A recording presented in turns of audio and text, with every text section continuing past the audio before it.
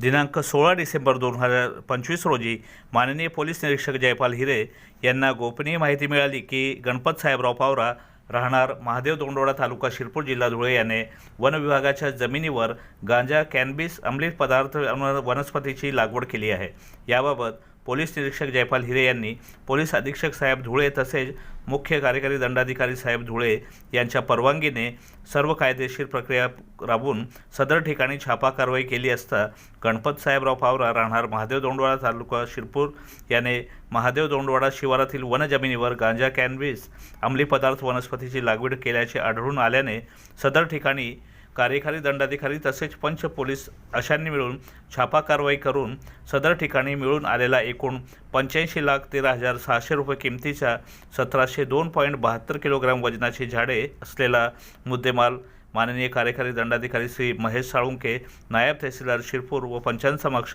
जागीच नष्ट करण्यात आला आहे। याबाबत पोलीस कॉन्स्टेबल भूषण पाटील यांनी तक्रार दाखल केली असून त्यावरून शिरपूर तालुका पोलीस स्टेशन येथे NDPS कायद्याच्या विविध कलमान्वये गुन्हा दाखल करण्यात आला असून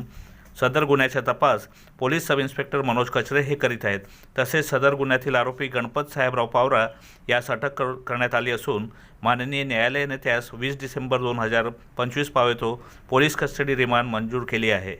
मीडिया प्रतिनिधी प्रदीप दहिवतकर, न्यूज शाहूराजे न्यूज सांगवी।